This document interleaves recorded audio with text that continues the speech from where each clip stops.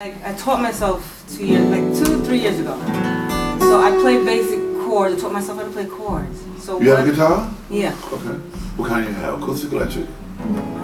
I have a acoustic electric. You know, one amp kind of thing. Well, this one is acoustic and electric, like that one. I mean, you can play it like this here, or you could plug it in. Right, mine does both. Right. Okay. So how would you teach me from this point on, from me already knowing chords, but what? I'm sure. Okay. What's your chord, you know? Do you know the basic chord? Let's say A, B, C, D, F, G. Yeah. You do? Okay. Show me the A chord. Good. Oh, this guitar feels good.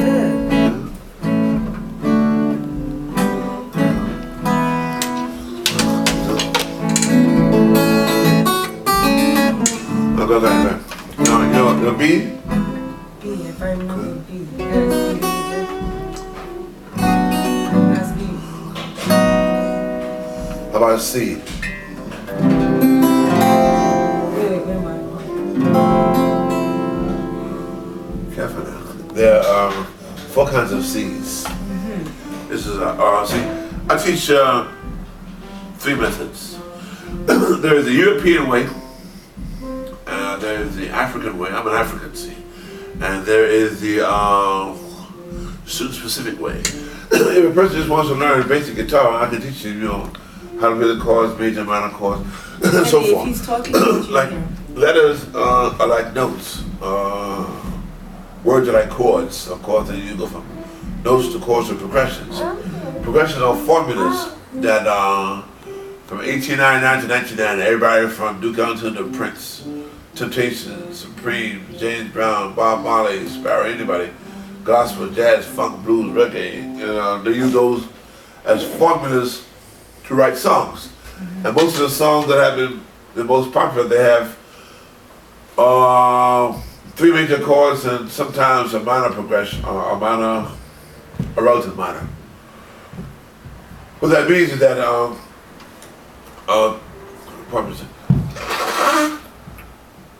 now, the European way, for example, I'm giving you an example.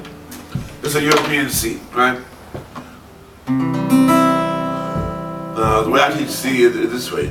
See, there are, of course, 3 kinds of notes. There's natural notes, there's flats, and there's sharps. Now, if you are strumming and you have a pick or use a thumb, then you want to avoid the E string. Because it's either in harmonic. So what you do is like instead of this European C, are you either this C or this one or that one. And finally, the student specific is that I see. For example, there's one lady who comes here and she wants to learn.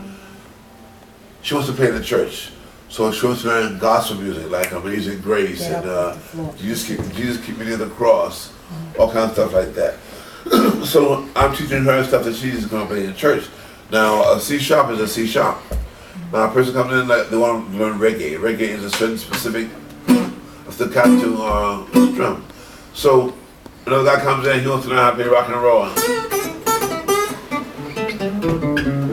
There's blues, there's funk, there's jazz, there's all kinds. Oh. So it depends on what your focus is. The style of what music I want.